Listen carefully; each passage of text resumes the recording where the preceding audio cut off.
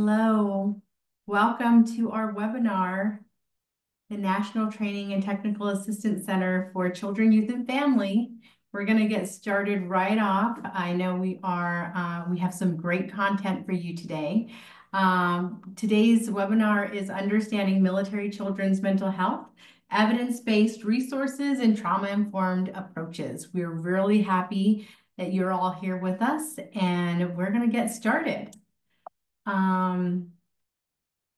Just to start off, this training is part of a cooperative agreement with the Substance Abuse and Mental Health Services Administration. And all the material that we present here is the views of the presenters and not necessarily SAMHSA or the government. We are able to do this work as the National Training and Technical Assistance Center because of wonderful partner organizations. So on my screen are the center partners that I get to collaborate with to bring you wonderful content. And I encourage you to go to ntechmentalhealth.org to find out more about the organizations and other offerings you may be interested in. And NTAC is really here to make sure that all youth, children, and families living with and impacted by mental health challenges have access to the resource and opportunities they need to thrive in a comprehensive and equitable system of care. So you can see we do this by hosting webinars like this, peer exchanges, learning collaboratives, we have podcasts, and communities of practice and other tools that are available to you at our website. You will, at the end of this presentation, receive a certificate of completion. You can also get a copy of the recording by going to our NTAC YouTube page. And any materials that were presented will be resent in a follow-up email within 2 days. You'll also notice that there's a question and answer button at the bottom of your screen. Please use that to, if you have any questions for our panelists. We're going to go through some presentations and then have a panel discussion at the end of the session. And I am very, very, very excited to introduce this panel. I'm a military spouse and I work for NTAC, and this is a subject that's really, really important to me as the mom of 5 military kids. And I am very privileged to know our panelist through my work with military families. And our first panelist is Dr. Gregory Luskin. He is a licensed clinical psychologist and serves as the director of the National Children's Traumatic Stress Network, Military and Veteran Families and Children Program, and the Academy on Child Traumatic Stress at the UCLA/Duke University's National Center for Child Traumatic Stress. He's a rock star. The center puts out a lot of training and resources for people who are working with military families. And I really encourage you to look up the National Center for Traumatic Stress for lots of great resources. Jessica Strong is the Senior Director of Applied Research at Blue Star Families. She leads a team of researchers and analysts who conduct and disseminate research on the challenges and opportunities of military family life using both quantitative and qualitative methods. Jessica is an active duty Army spouse with 3 children, and they are currently stationed at Fort Liberty, North Carolina. And finally, Savannah Gerben holds a Bachelor's of Science degree in Human Development and Disability Studies. She is experienced working with military and veteran families through psychoeducation, outreach, and advocacy. Savannah's role as the Senior Military Community Manager at the Stephen A. Cohen Military Family Clinic at Easter Seals is to connect military and veterans to mental health services, increase accessibility and to treatment, forge community partnerships with other VSOs, and provide case management services to clients. So there's a wealth of knowledge, and we're very excited that they're all here with us. So with that, I'm going to turn it over to Dr. Strong. Thank you so much, Cindy. As Cindy said, I am Dr. Jessica Strong. I'm the Senior Director of Applied Research at Blue Star Families. I am so delighted to be here for a number of reasons. Military children's mental health is critically important to me because my background as a social worker, because I was previously a crisis counselor for youth in Tennessee at one of our previous duty stations, as a researcher, but most importantly, as the mom of as a military family member and the mom of 3 military kids who all have their own mental health challenges, including ADHD, autism, and anxiety. So I am familiar with this from a variety of perspectives and so happy to be here today to talk to you all. So first I'm going to start with who are military kids, and then I'll go into a broad view of military families and what their challenges are and their current mental health, as well as a few resources. So military kids, there are 1.3 million active duty military personnel. About half of them are married and about a third have children.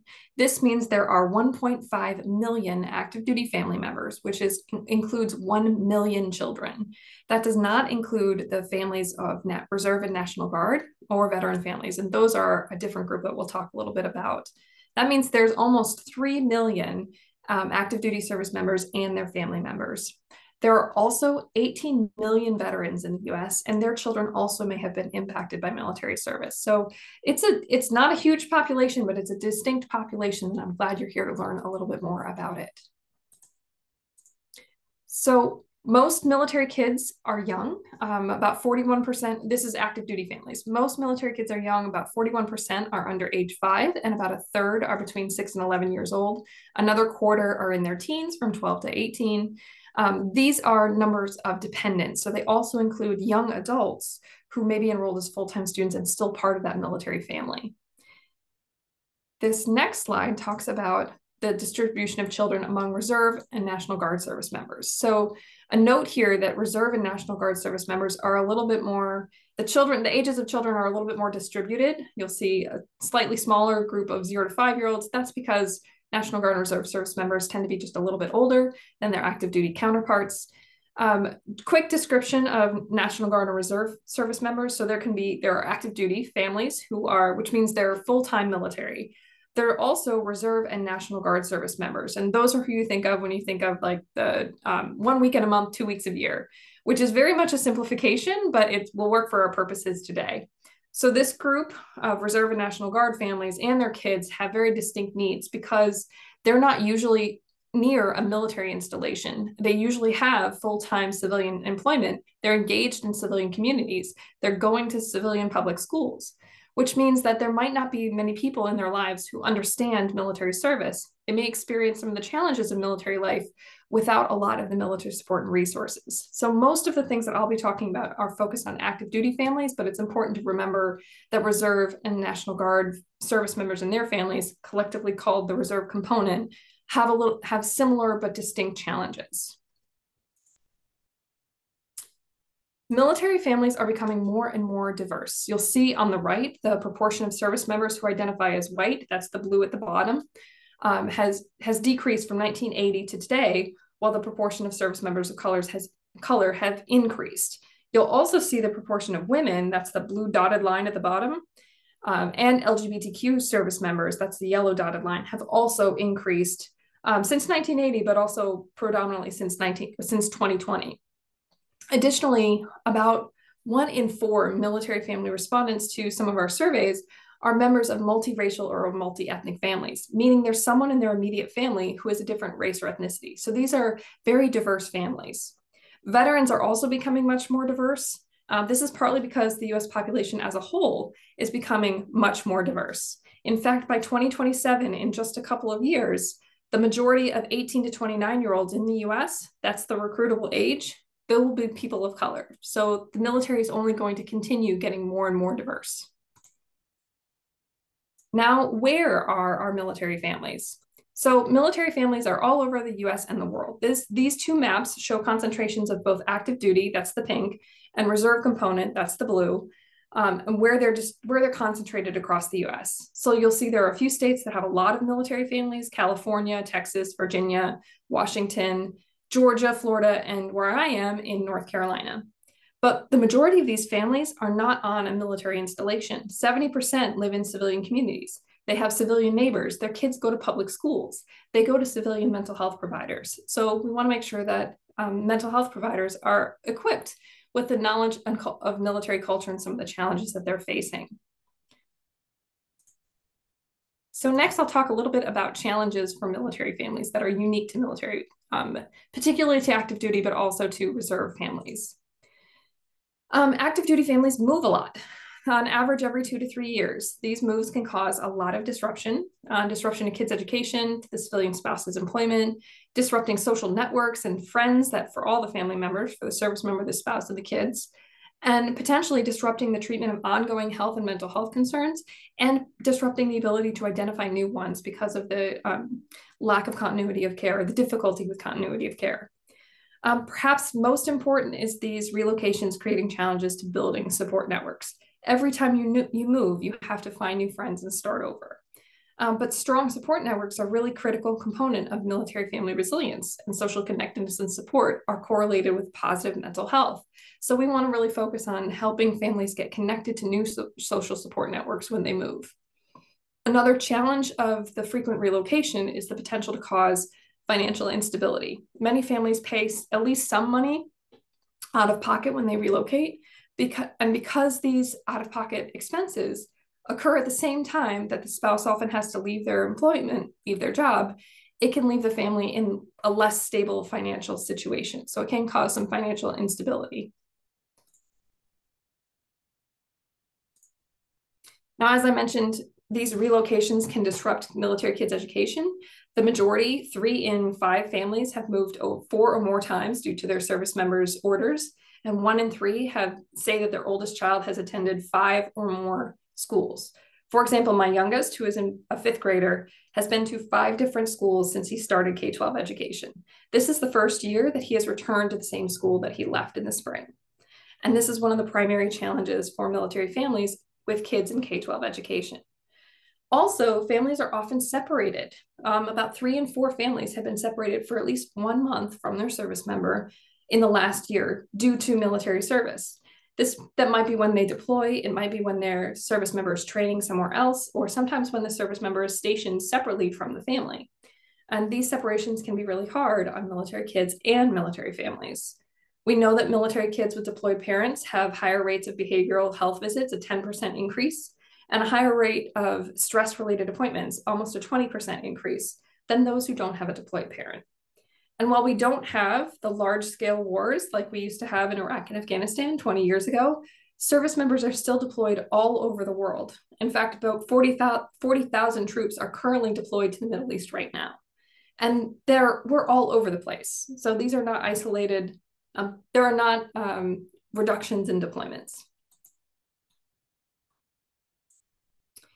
One other stressor that I wanted to mention is bullying. Well, overall rates of bullying have decreased over the last 10 years. About 1 in 5 youth between 12 and 18 have reported being bullied, and military kids might be equally or more at risk of bullying because of frequent relocations. They're usually the new kid. About 1 in 3 families with at least 1 kid enrolled in school had a child who experienced bullying on school property in the year prior to the survey fielding. However, this is from parent report, and we know that about half of children actually report a bullying incident to an adult. So there's reason to believe that the rates of bullying may be even higher. And it has consequences, not just for the child, but also for the military community. When we looked specifically at racially and ethnically motivated bullying in some of our research, we saw a similar proportion who had experienced bullying, but we also saw the impacts. We saw that those who had experienced it were less likely to feel a sense of belonging to the community, which is a critical component of resilience, or were less likely to recommend military service, which has implications for our all-volunteer force. Now I want to talk a little bit about military families with queer youth. About 7% of military families identify as LGBTQ themselves, and 6% have a child who identifies as LGBTQ.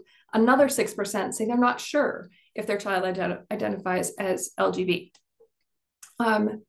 This is unique for military families because they are relocated often to states where they have very little choice over where they're moving. So many military families are considering state policies on transgender care, particularly if they have a transgender child, when they are asked about their base preferences for their next duty station. So often you have an opportunity to provide some input, but you don't actually get a choice on where you move. So families are really thinking about how their state policies could impact themselves or their children if they move to a state with different state policies on transgender care. Now I want to talk a little bit about the current state of military kids' mental health. We know that child mental health has been increasingly important for families in the past few years. In our 2022 survey, one of the reasons that families reported they would leave military service is concerns about the impact of service on the mental health of their family. This is about 1 in 4 who said that. About 1 in 3 military families currently report they have at least one child with a mental health condition. So this is a critical issue for a number of military families. The good news is that most active duty families report that their children's mental health is good or excellent, but they're usually referring to younger kids. About 40% rate at least one child's mental health as fair, poor, or very poor. And at the extreme, we have a small proportion who report that their child has expressed suicidal thoughts in the past year. Now, that's at the extreme level. We also have about 1 in 5 report that they have a child with anxiety disorder, and 8% say that they have a child with a depressive disorder. So we know that military children are experiencing mental health conditions. As I mentioned, most parents report that their kids are doing okay, but it's the adolescents who are really struggling. You'll see here that about among the younger groups, most parents report that their kids are doing great.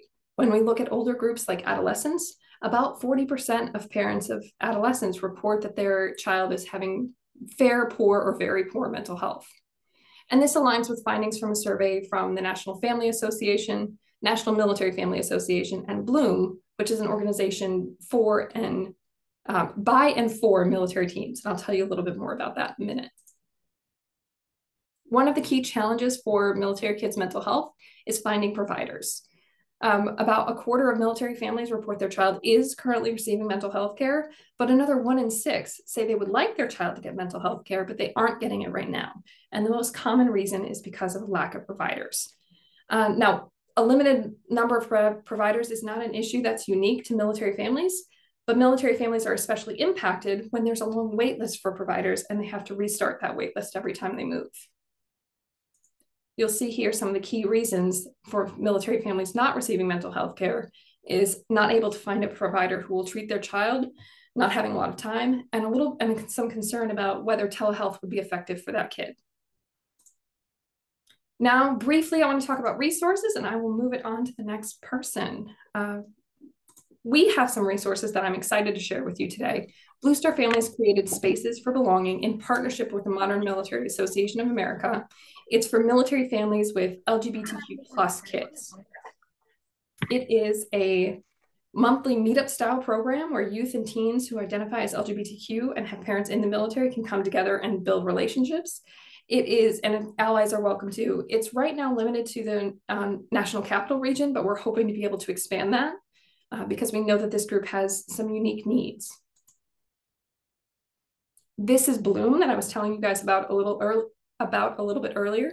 It is an organization that was created by military teens for other military teens, and it provides resources like blog posts and newsletters and social media and ways for military teens to connect with each other and talk about military life as a teenager. A couple of other resources that I want to share with you for military kids, maybe of younger ages mostly, is Military Kids Connect, which is a program by the Department of Defense that offers online resources for military kids. This has age-appropriate resources for kids to cope with the challenges of military life. It has some interactive tools like games and message boards and videos and educational resources. Now, for younger kids, there is Sesame Street for Military Families. If you're not already familiar with this, it's a really great resource. They have a whole bunch of different resources for military kids, particularly around videos and activities to help them understand and cope with deployments or injuries or homecomings or other changes at home. So it's really focused on younger kids. We have the Trevor Project, which is focused on supporting LGBTQ plus military teens with a 24/7 crisis line, as well as some other resources. And then the Boys and Girls Club of America does clubs for military-focused clubs for youth. One last resource that I'm excited to share with you is focused on providing for providers. So this is the DoD Child Collaboration Study. They created a collaboratory to improve the well-being of military-connected youth with mental health or developmental or behavioral health needs. I included their website on there, but they offer both on-demand and live training for providers on military children's mental health. They also have put together convenings of researchers, conferences and working groups to help people who are working in this area connect with one another. So a few resources for you all. And now I will turn it back over to Cindy. I'm actually just going to turn it over to Dr. Less. Oh, So go ahead and take it from here. Thank you, Cindy, and thank you, Dr. Strong. That was a wonderful presentation. Let me just say how much we in the field rely on Blue Star families, the data that you produce really to inform all of our work. So we really do appreciate Dr. Strong's presentation. Good morning, good afternoon to everyone. My name is Dr. Gregory Leskin. I just want to start by saying how much I appreciate you spending time during this training, learning about the mental health and well-being needs of military children. We believe that this is an important part of ongoing preparation to address the ongoing and changing needs of our military and veteran families. So we really, understand that military and veteran families many times are in all of your counties, they're in schools, they're in public schools and child care centers and after school programs in your communities. So being able to understand the unique needs of military and veteran families is an ongoing need. And today's training is really meant to prepare us to be able to address those needs. So my presentation, I refer to it as Mighty Kids. I think Mighty Kids really captures both the need to understand the military informed aspect, the military culture, how a child in a military family is part of those larger military culture lifestyle, and their lives and development is shaped by being part of the military culture, but also the mental health part and how they converge, and really to capture the strength of military kids. The sort of the mighty part is the focus on well-being and strength, and how we as a community can provide as much support and protection and being able to provide those ongoing supports to our families. So my organization is the NCTSN. It's the National Child Traumatic Stress Network. Really, the focus of our program, it's a SAMHSA funded program, is to develop state-of-the-art evidence-based trainings, evidence-based practices, prevention, really the full set of tools and skills to be able to help our providers, our clinicians, our schools to address the needs of not just military kids, but children throughout the United States who may be impacted by traumatic stressors.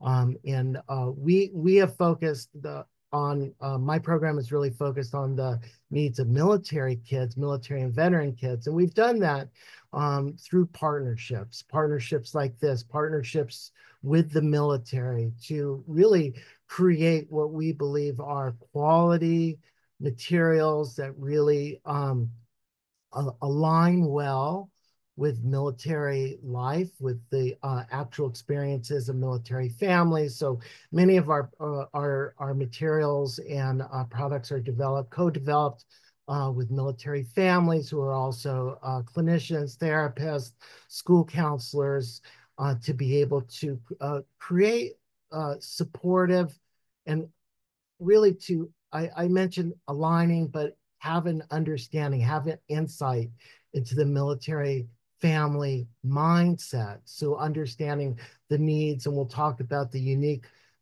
types of stressors and really what military families seek in terms of types of support and understanding. So what is the Mighty approach? It's an intersection, and it's an intersection between being a trauma-informed organization, taking a trauma-informed approach, but also being military-informed. And what does that mean? What does it mean to be military-informed, to understand the structure of the military, the roles that military families play, the unique stressors placed on military families, and how the child, as part of that system, grows up within that military system, within a military family, and how their development is shaped by being part of these systems. So being able to kind of look at that intersection of mental health, trauma, and the military is what we refer to as a Mighty approach. And we recognize that being trauma informed, really, like the SAMHSA sort of 3 Rs, we realize the widespread impact of trauma. We work to recognize the signs and symptoms of trauma in our clients and families, and we respond by fully integrating this knowledge about trauma into our policies, procedures, and practices. And we'll talk about that in a little bit. Here's the NCTSN principles of trauma-informed care. I just want to hit some of the highlights. You may have many of these practices already in place in your clinics, in your settings, but I just want to kind of touch on a few. That a service system with a trauma-informed perspective is one in which there's a routine screening for trauma exposure, that we're using evidence-based, culturally responsive assessment and treatment for traumatic stress, that we make resources available for children, families, and providers to understand trauma exposure and its impact, that we're addressing parent and caregiver trauma and its impact on the system. A very important point when we talk about the impact on the children is to look at the family system and to emphasize the continuity of care and collaboration. Okay. And when we're defining and developing a Mighty system, we're thinking about what are those key concepts? What is unique about the military, and how is that unique from veteran life? And thinking about those transitions. And we're really kind of thinking that, when we're talking about children and military families, that their experiences are very unique from the veteran families. So being able to understand that transition between military and veteran life is an important transition. So we're not grouping those two together. We want to understand how each of those cultural experiences, being in the military, leaving the military, post-military, play a role on the family and the children and the family configuration. Okay.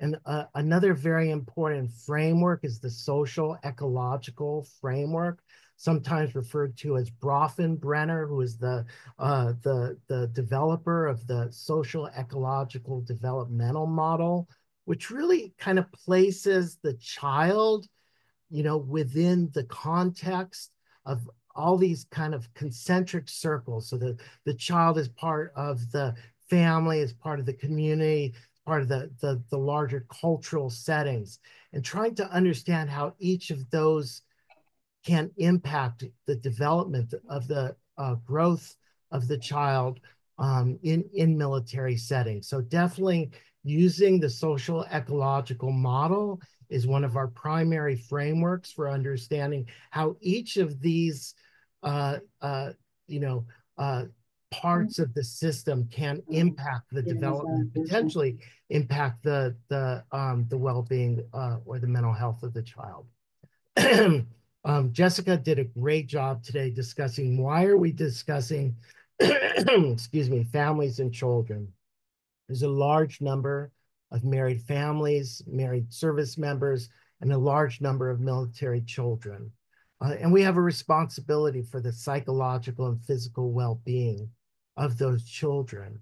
And the families members also share, you know, that identity with the military. Their experiences in the military are shared. So the military family, the military child, while maybe not in uniform, are definitely sharing those military experiences.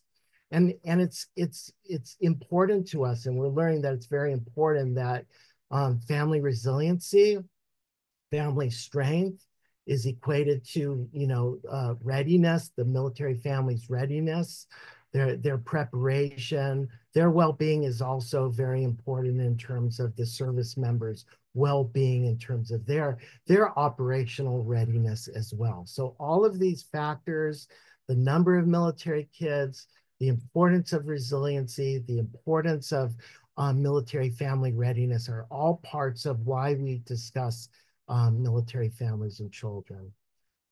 We also know that there's some very unique impacts of military life on the kids, and those include transitions, moves, separations.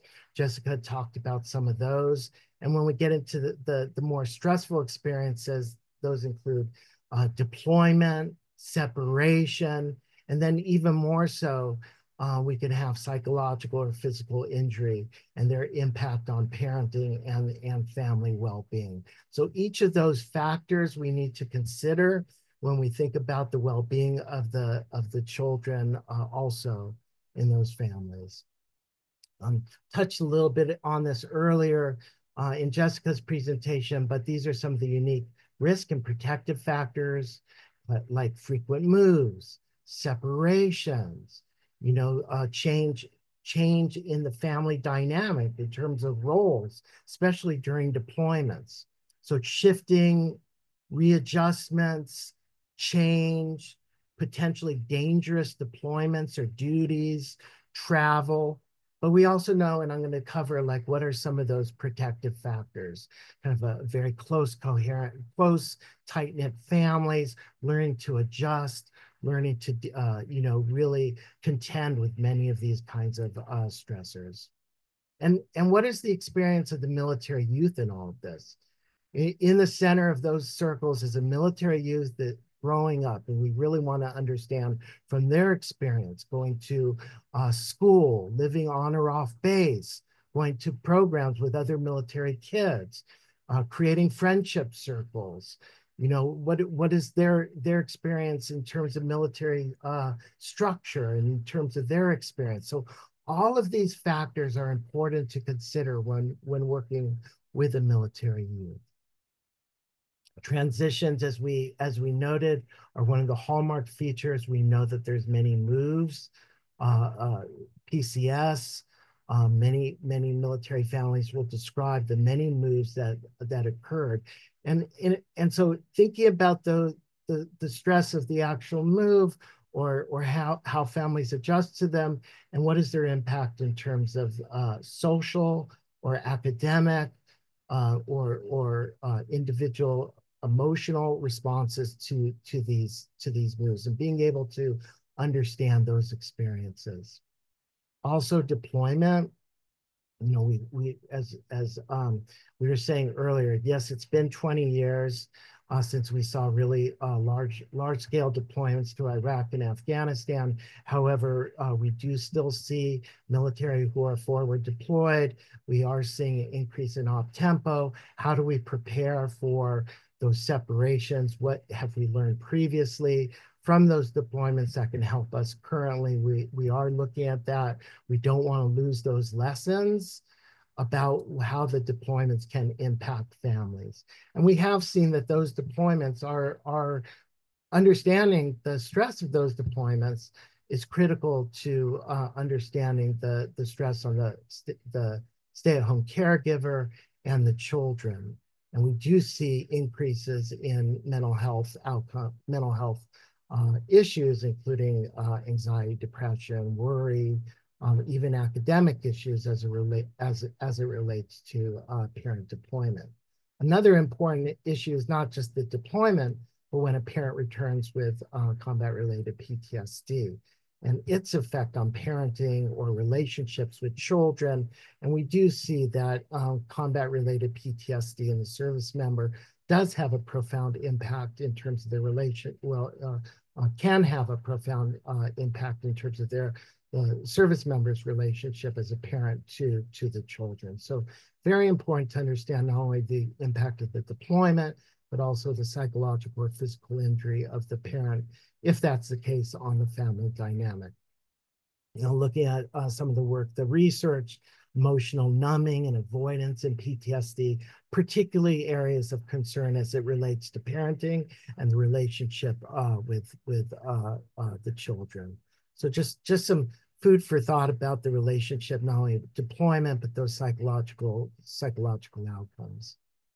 Talked about protective factors, really like focus on building protective factors, supportive mechanisms. All of these, I think, are really important elements of what we try to build up in the communities through programming, through community partnerships, through club activities, through educational resources. But we really want to build those protective factors, I'd say ongoing protective factors with the families. As I said, many of these families are in your communities, and it's important to have mechanisms to identify who they are, whether they're in a school or a community setting or a clinic.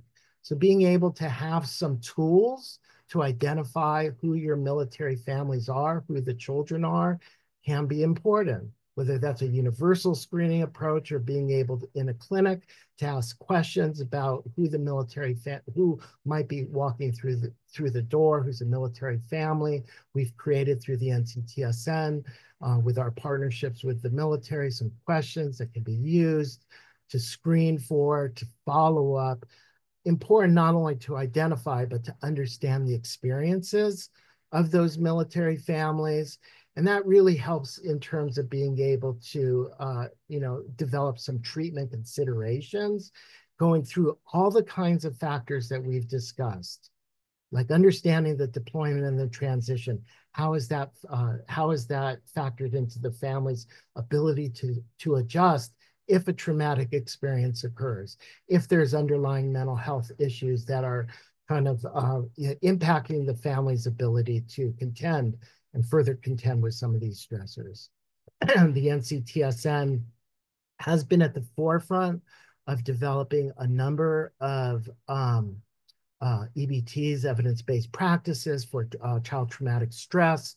Many of these too have been developed for and with military kids, including TFCBT, trauma-focused CBT, child-parent psychotherapy, focus, adapt.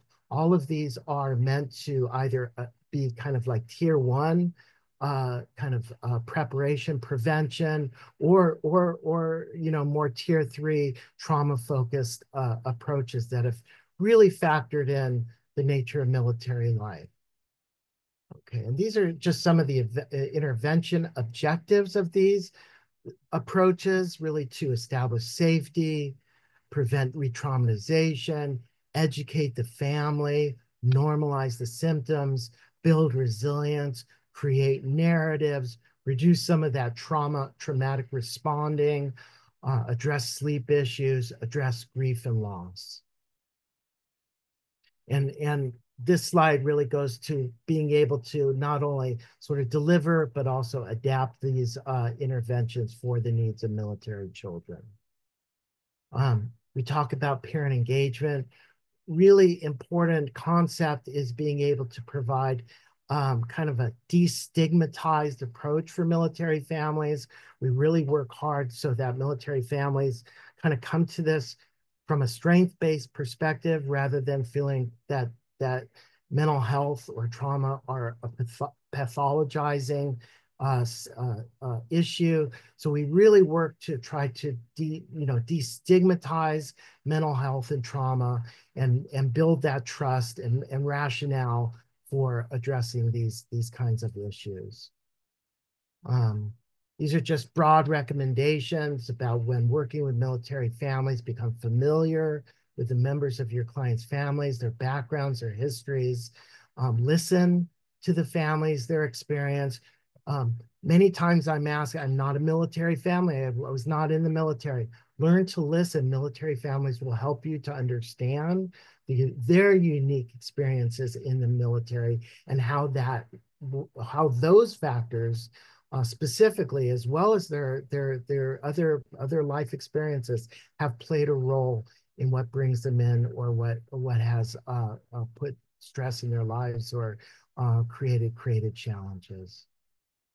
We do, as Cindy mentioned, have created many resources. These are public domain. You're welcome to download these off the NCTSN website. These have been developed with military families, child trauma therapists and experts to really help parents to understand, be educated about child trauma and child suicide, um, substance abuse. Each of these helps a parent to talk with their child, talk with their teen, help them understand why the experience of their children, and including after service and veterans families. Traumatic grief may be an issue, and we certainly want to be able to address if a child has experienced the loss of a parent or a family member or sibling, help that child to recover too from such a devastating loss. And I thank you. I'm going to pass my presentation mic now to Savannah. Good afternoon, and thank you, Dr. Luskin and Dr. Strong, for those extremely informative presentations. Both the NCTSN and Blue Star Families have been such incredible resources. I speak from that, personally, as someone who is part of a military family and someone who's been a provider for military families. So thank you. And I will talk a lot about some of those adaptations and evidence-based therapies that we do utilize at our clinic working with military families. So I'm going to go over some of the services for military and veteran children, some of the unique challenges that they face. Again, I'm with the Stephen A. Cohen Military Family Clinic at Easter Seals. And so just to start off, those are two organizations kind of married in one here in the DC area, but they're both national organizations. Easter Seals works with children, specifically those with disabilities across the US. And then the Cohen Veterans Network, we have 22 clinics across the US. And so we have this local partnership here, and we serve DC, Maryland, Virginia, and West Virginia, Pennsylvania, New Jersey, and Delaware. And I will say that most of the clinics are close to active duty installations. And so just hearing, Dr. Strong talk about kind of that lack of accessibility to services. And a lot of times it's about navigating, where are the resources, what do we qualify for, and making those families knowledgeable about what is available to them. And so we are a 501c3 nonprofit and really just dedicated towards, supporting the veteran community, military families as they begin their next mission, which is fulfilling, leading healthy and fulfilling lives. And we are CARF accredited. So what we do is we provide high quality and accessible mental health care to the entire military family. This includes active duty. This includes all veterans, regardless of discharge status, regardless of time served, regardless of combat status. We service those in the National Guard and Reserves and their families and caregivers. And so when we talk about families, that is defined by the military service member or veteran. So this could include parents, siblings, spouses, partners, dating couples, children, and caregivers. Again, however that military service member or veteran defines their family. And we do have a focus on serving the post 9/11 population. We say that if you served one day, you are eligible for services. So when I talk about our team, I'm just really thankful to be a part of our team and our network because we have such a diverse team, including social workers, psychologists, psychiatrists, and just, LMFTs, a variety of mental health professionals. And something special about our clinic is that, you know, a lot of us are military connected or veterans. And so having that shared experience when serving this population is really helpful. But you do not have to necessarily have that military connection or be a veteran to adequately serve this population. I really like to highlight that because, you know, we have a lot of you on here that are not military connected or veterans. And so we lovingly refer to you all as supportive civilians. And so, you know, the work that you do in the community is so pivotal in providing that effective care as well. So our mission is, I think, really rooted in accessibility, removing barriers. Military families face so many barriers. And so we want to provide access to high quality mental health care. And so again, we have this network of 22 clinics of outpatient you know, services. We have trained clinicians. We specialize in servicing military families and the unique mental health challenges that they face. And then working to destigmatize mental health treatment. That is a big part of my position and working in the community. So when we talk about accessibility, we think about what are some of the things that get in the way for military families, right? You're stationed far away from family. Who's going to watch my kid when I need to engage in mental health care? So we have child watch services available at the clinic during therapy sessions for those that need to engage in services. We have telehealth. And yes, children can utilize telehealth appointments as well. A family might be unable to come in person. You think, you know, working with EFMP children, maybe there's issues with transportation. A lot of military families are one-car families. I can speak from experience, especially lower enlisted families. I remember, you know, kind of being homebound for a long time. And so having that accessibility to telehealth can be so monumental in being able to engage in mental health care. And then it could just be a preference for mental health care. So we're all set up to offer that flexibility. And then removing cost as a barrier. Again, we are a nonprofit and we accept most major insurances, including TRICARE and, you know, the VA community care and all of that. But we never let cost be a barrier to accessing vital mental health care. And so we do have a CCC fund, scholarship funds to help offset those costs. We never want someone to come in and say, you know, I need help, but I can't afford it. And we really want to make sure that we address that barrier. And then low wait times. I can, you know, speak from personal experience. I have two military kids myself, and like Dr. Strong, you know, one of them with ADD. And I just remember calling everywhere, calling to get them services, and, you know, hearing 6 to 12 months. And that is just so disheartening, especially for, you know, military family that could be PCSing by the time that rolls around and then having to start over again. And so low wait times, usually when you call our clinic, we can get you in less than 2 weeks. And I think that's just kind of unheard of in mental health care, especially for military families. So that's really important to us to get people in quickly, because when you need help, you need it now, right? You're feeling, you know, maybe kind of desperate. You're just you just really need those services as soon as possible for maybe your children, for yourself.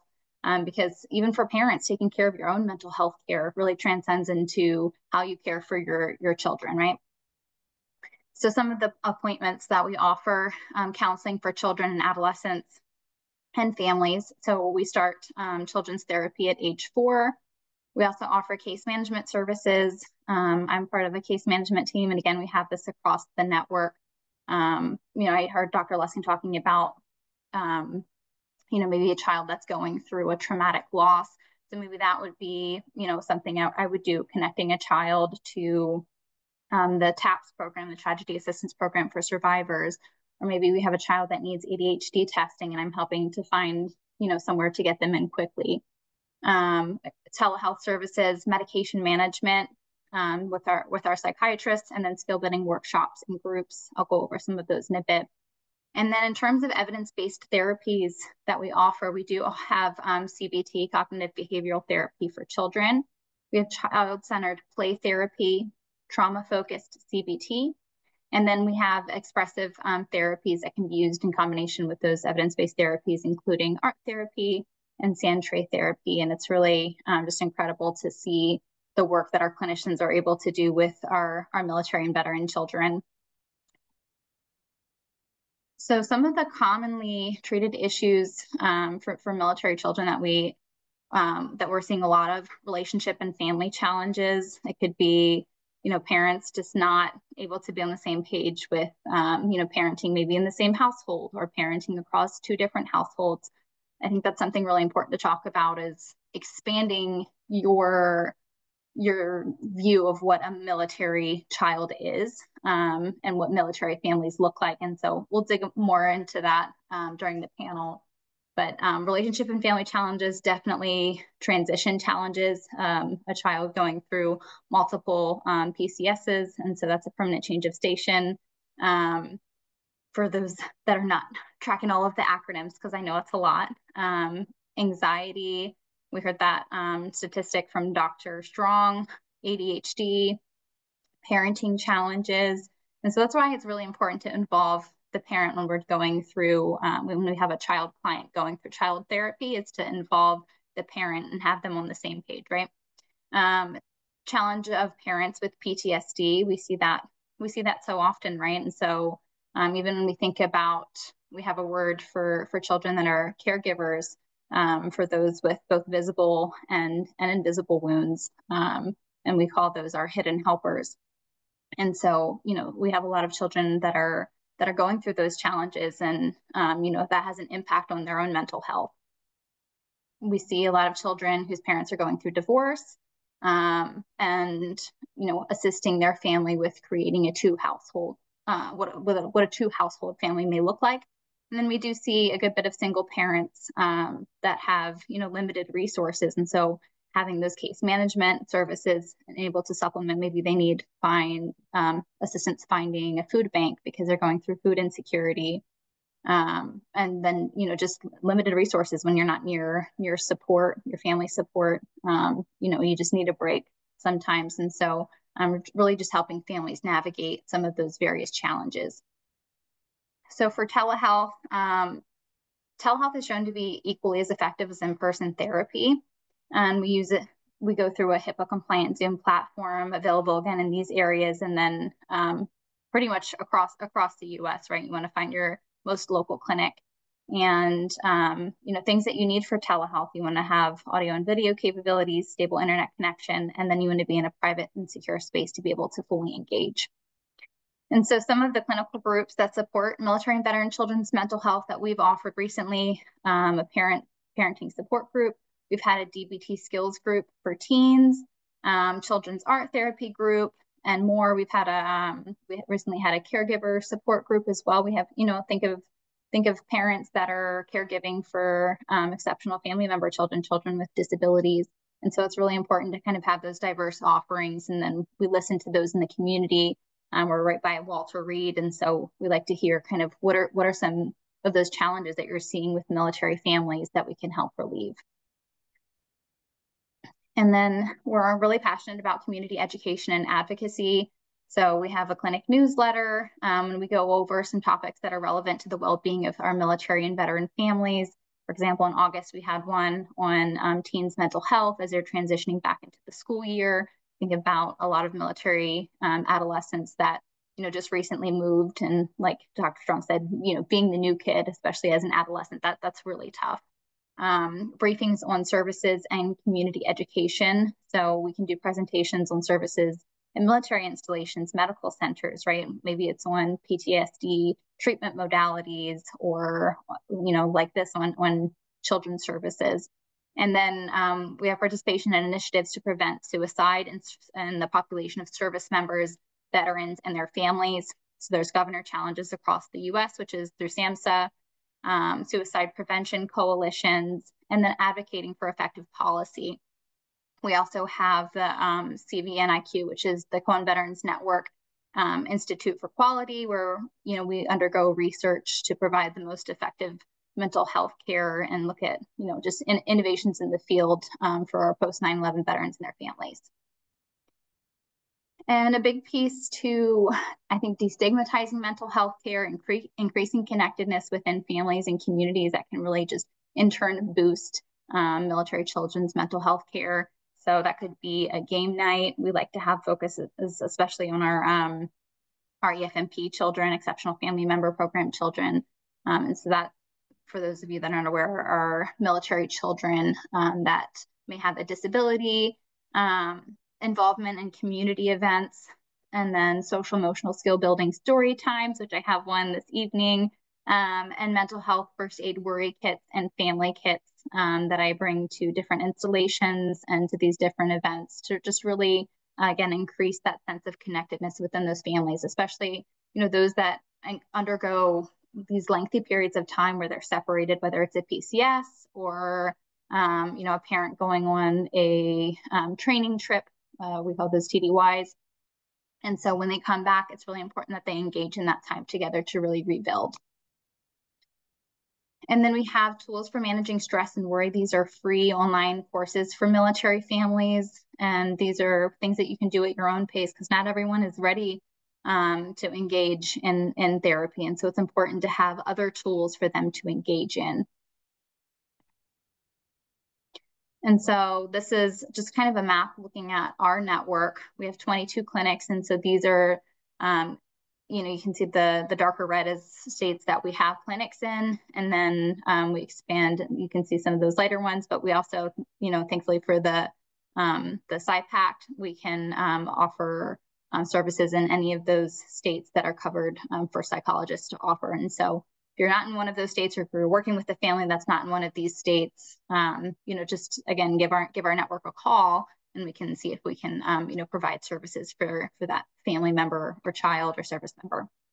And so that is our number for, again, finding coverage. You can go to the CohenVeteransNetwork.org. And here's my contact information. And I will turn it over to Cindy. Thank you. Thank you, Savannah, Dr. Strong, Dr. Luskin. Fantastic presentations. And I would be remiss to say that we planned this to be just ahead of Veterans Day. So acknowledging that, military connected families become veteran families at some point. And as a veteran kid and future veteran spouse, I think that's something to really acknowledge too. And so for anyone out there who may have served, happy early Veterans Day to you, and thank you for your service.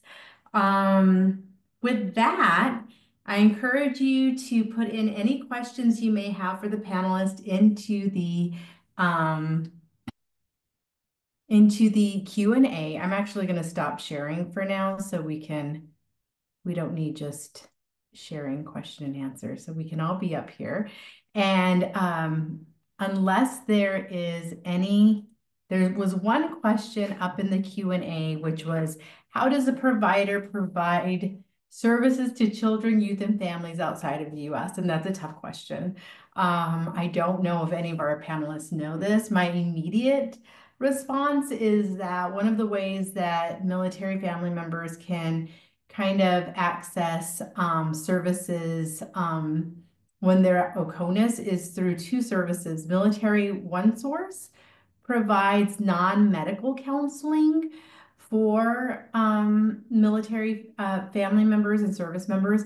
And there's also military family life counselors that are on every installation and at times embedded in some actual military units. They are at civilian schools around military installations.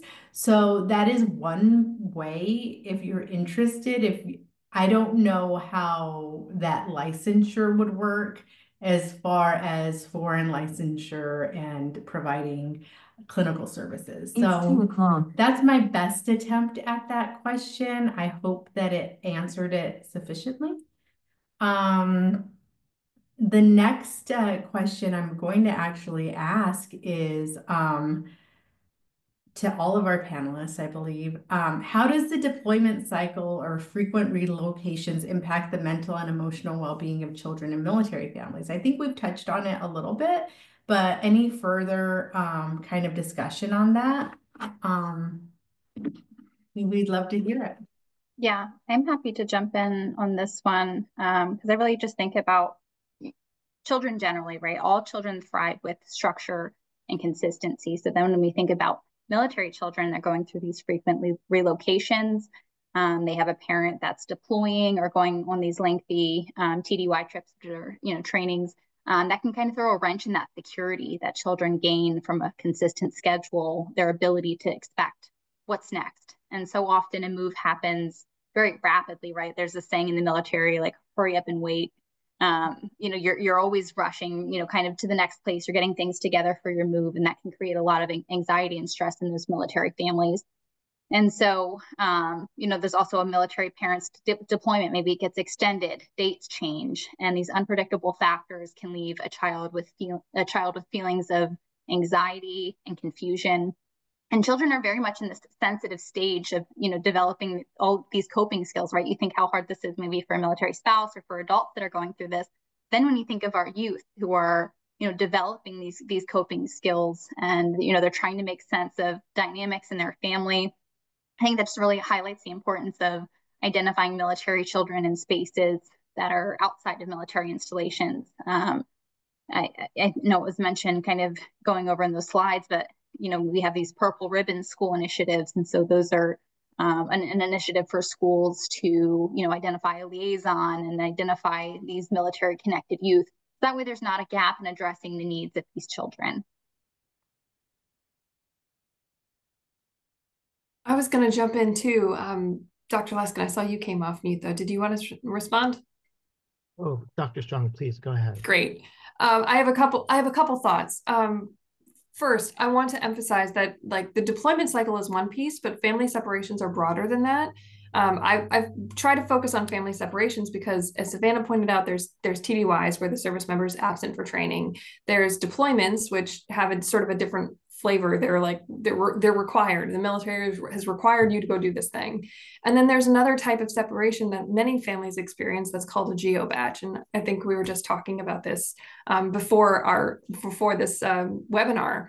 And that's when the service member either stays behind at a duty station and the family goes ahead to the next one or to a home of record, or the family stays behind and the service member goes ahead. And the families do that for lots of reasons. Sometimes it's because the spouse has a job that they don't want to leave. Sometimes it's because they don't want to disrupt the kids' school. Sometimes it's because they just want to reduce the number of transitions for the family. But all of those separations have a different, I'm going to use the word flavor. That's not right, not quite the best one, but the difference is the meaning behind it. So if a family chooses to be apart because of geobatch, that has different implications for the meaning making of that separation. Lots of families can manage deployments because they know that that's part of the military life. They understand that that's part of the deal. Not that it's not stressful, but that there's a meaning attached to it. They're going to serve a greater purpose. So I think that meaning that's attached to the separation makes a big difference.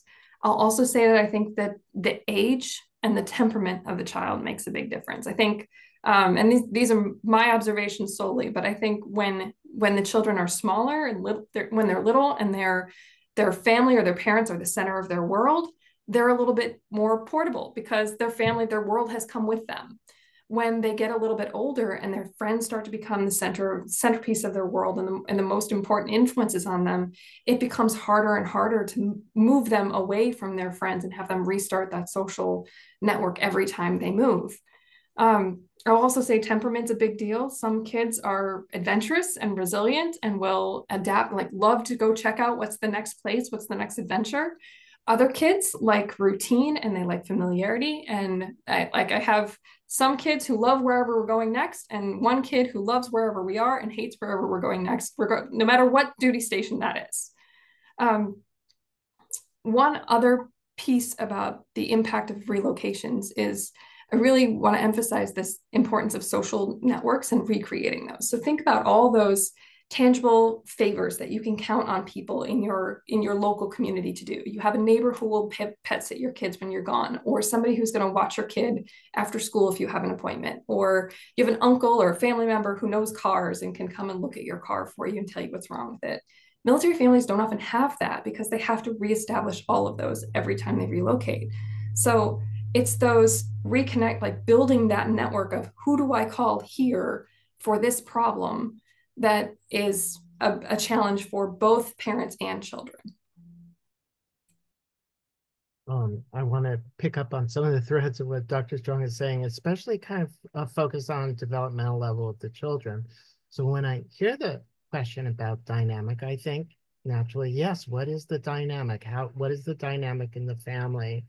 And that includes the age of the children, the number of children in the family, their experience and history, um, having PCS or gone through separations, deployments.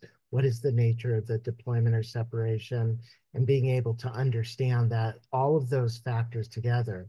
When I think about the number of very young children in the military, and it's one of the biggest demographics is the 0 to 4 age group in children. I think, well, what is the impact of a separation in terms of the attachment on the parent that is separating and the parent that is staying and caring? What about the other kids? What about the children, the school age children, and their experience at deployment? And what kind of information is being provided to support their understanding of the deployment and separation? Children are very good at like talking to other kids and sometimes or making things up or having magical thinking. And so being able to support the children through age appropriate, developmentally appropriate information that provides a level of security and protection, doesn't scare them, doesn't create fear, but actually respects their need to understand at that age what's happening and their security, their protection. And then the older kids, the tweens and adolescents who may be contending with equally challenging issues just growing up, being a teen, maybe taking on more responsibility in the family. How does that impact their relationships, their growing relationships with their peer groups? So each of those developmental levels plays a role in how the family is also able to adjust to these kinds of situations. So thinking about it from a developmental family perspective, then of course we're thinking about the caregiving parent and their ability to parent effectively in those situations, their support system, their communication, what supports are they receiving locally from their extended families if they're separated, what are their needs in terms of being able to continue to effectively provide support and sometimes work and live a balanced life. So a lot of challenges, but as our other presenters have noticed or noted, just a tremendous amount of strengths in these families and learning to adjust, be flexible, use their resources locally. That often includes other families contending with the same stressors, which is the strength of the community. Someone also just asked if there's a website for ideas on how to help kids get through deployments. I'm going to give you the Department of Defense portal for this would be Military One Source that would give an array of resources for military families as they deploy. The other, I'm going to plug Blue Star Families as kind of a catch-all, like a huge military family organization that will be able to connect people to supports during this time. There is a robust online community. So if people don't have those, Jessica talked about tangible supports, but there's also the emotional support for military spouses as they go through deployment that we know is really important too. So I would point you into those two directions, Military One Source and Blue Star Families, along with Cohen. And there were some others, the Military Children's Education Coalition. There's a lot, but as two major ones, one kind of government and one nonprofit, those would be the ones I would say. I will also say I had it in the presentation, but Sesame Street has amazing resources for littles, younger kids, sorry, not littles, younger kids who are to help talk to them about deployments and about reintegration, and they have videos and like workbooks that you can work interactively with the kids. So that's another really good resource. 0 to 3 also actually had an app at one point that had like developmentally, as your like military kid was like experiencing a deployment, you could like, there were resources to help. I was quickly trying to pull it up and I can't find it, but it's probably still out there. It was like healthy Babies on the home front. babies on the home front. Yes. So there's that also. So. I don't see any other questions but so I'm going to pose another one about what are the unique challenges to LGBTQI and military children of color face within military culture, and how can practitioners help create safe spaces and a sense of belonging for them both in military and civilian communities? I'm going to jump in there with a little bit of research that Blue Star Families has done within our campaign for inclusion for military families of color in particular, but also LGBTQ families, which includes not only that includes families that have any member who identifies as LGBTQ. So that could be the parents or that could be a child. And there is a growing proportion of military kids who identify as LGBTQ. So this is a really important thing to consider. Starting with looking at military families of color, Blue Star Families launched research that actually Cindy was a part of back in 2020 after the murder of George Floyd, when we started to have sort of national discourse on families of color and race and ethnicity. And so Blue Star Families started to look at what the experience was like for military and veteran families of color. So we launched some research, including a variety of things, but it culminated at that point in a national survey of military and veteran families of color. And we found I pulled up some stats on this. We found some really groundbreaking and important things. One, there was this narrative that everybody experiences military service in the same way, but that is not necessarily the case. We found that military families of color are making decisions about their military life based on perceptions of racism and fear for their family's safety in communities. Remember, military families they move frequently. They have a little bit of say in where they're going, but they don't have perfect control over where their family is sent. So when they're looking at their options for their next duty station, half of military families of color they're considering racism, discrimination, and the safety of their families when they're deciding, do I want to take my family to this duty station? Or are we going to geobatch and I will go ahead and leave my family behind in order to make sure that they are safe? And I would say that is true now as well with military families who have LGBTQ members, as we're starting to see states make different decisions about LGBTQ and transgender policies. Families are really considering, what is my family going to be safe in that community? So one of the things that we found back then is that nearly 1 in 3 military families of color had turned down orders. You get orders to a new duty station. That is what the military is telling you. You need to go there. So when you turn down orders, that can be a really that can have some really negative consequences for many of those who had turned down orders. Some of the consequences were, they got a less attractive assignment for one that was less likely to get them their career growth. For some, it means their job ended. Their service in the military was done because they turned down these orders. And then one of the most common reasons that they turned down orders was because of concern about racism in the local community. Now, we've seen that in some communities across the US. We just published 2 months ago now, at this point, a report looking at the experiences of military families of color and LGBTQ families in 3 unique communities.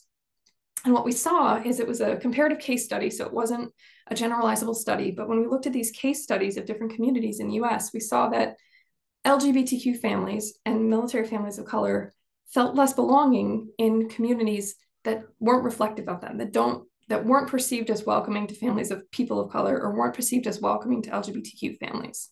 So if you're being required to move to a place that doesn't look like you, that where there aren't people that look like you, there aren't people that value and understand and respect you, then you feel less belonging to that community. And we've seen over and over again that if you don't feel like you belong in your community, you're going to be less resilient. You're going to have less well-being. Your mental health is going to suffer. So these are considerations as families are moving across the US about whether they stay together, whether they move to a duty station, whether their family is going to be safe there, that are unique to families of color and LGBTQ families. So it's something that we want to still continue to keep an eye, keep monitoring and paying attention to. One of the things I don't want to end on that. I will share that some of the things that we saw in the research that we recently published was that there are things that communities can do. They can't change their demographics. They're not going to suddenly have a lot more people of color in that community. But what they can do is signal welcome and belonging, and that makes a big difference. If the community itself says, we love military families, we welcome military families, we welcome people of color, we welcome LGBTQ families, then they're more likely to feel a sense of belonging there. So there's lots of things that can be done, but it's signaling that sense of welcome and belonging. I also want to, echo a lot of the things that you said, Dr. Strong. I think across the board, part of creating safe spaces entails identifying what these challenges are that marginalized populations face, whether it's an LGBTQI family, whether it's a family of color. And so just thinking like a challenge that many of those in the LGBTQI plus population face in the military community is feeling like they are unable to fully show up in the spaces that they occupy, right? And so over the years, there's been, back and forth legislature regarding, openly serving in the military. And we have to think about how those policies impact military children that also have those identities, right? What is that message speaking to them? Their parents, can't openly serve in the military. What does that mean for them? Does that mean, they have to shelter their own identities and, further feeling like isolated? And so additionally, military children, stationed in states with those legal limitations and less safety for them and their identities. That's another really big consideration. Like you said, that can impact a family's decision as to whether to geobatch or, kind of what to do. That can strike a lot of fear. And so both parents and children, they have these legitimate fears as they PCS from duty station to duty station. They have to have these considerations. Are there providers that offer gender affirming care, that's accessible to them? Will my child be targeted because of how policy affects the opinions of the general population in that area and furthers the stigma? So I think it's really just integral to ensure that providers are creating a safe and supportive space, acting as allies for these youth, right? So providers should be aware of the intersectionality of identities for military LGBTQI plus children and the unique challenges that they face, such as isolation. They have, less extended family support. They have to establish new friendships and support systems, which is an even greater challenge for this population. They face increased risks for mental health challenges, suicide risk, and then we as providers, we have to work to close those gaps, not further marginalize these populations. And so on the other side of the same coin, we have to utilize this strength-based perspective, recognize that these youth are incredibly resilient. That's I think just going to be such a powerful frame for providers to have when working with them. And just, I think just as a note, like providers should steer away from fear, that worry of saying the wrong thing, right? And I think that's really where cultural humility comes into place, right? There's that difference between like cultural competence, like, I know a lot about working with this population, but I think that cultural humility piece is, I don't know everything, but I'm willing to learn. And so in trying to understand them, ask questions, maybe apologize if you misspeak, maybe you said the wrong pronoun, apologize if you misspeak and move on, right? Don't let fear, that fear really keep you from providing adequate care. And so I just lastly want to share a personal story that really sticks with me. I'll never forget, like at a previous assignment, there was a new commander that stepped in and day one, he, spoke to this entire brigade and he entailed his family dynamics. And he stated, I have a child that's transgender. He spoke about their pronouns. And I just thought that was so powerful. Like that's how we destigmatize our LGBTQI plus military youth. That's how we create those safe spaces, is letting them know we're allies. And this is an okay, like safe space for you to exist in, right? Oh, thanks, Savannah, for sharing I did want to add a number of years, a group out of USC led by Julie Cedarbaum published some papers on risk factors from California schools. And one of the findings was kind of an increased risk for perhaps bullying of military connected students in that study. There was a secondary set of studies conducted by Chris DePedro, also of the USC group, that looked at LGBTQ students in that population and their risk was 5 times greater for being bullied in the school system. So if we look at that specific population of military connected students who identify as LGBTQ, the risk factors do grow exponentially for bullying, harassment, and I think it really does speak to sort of our need, especially in school systems. I work a lot with MSEC to help create multi-tiered systems of support that help create safe school climates that are inclusive of our BIPOC, LGBTQ students, and for those who are experiencing any sort of harassment or that their voices do not matter,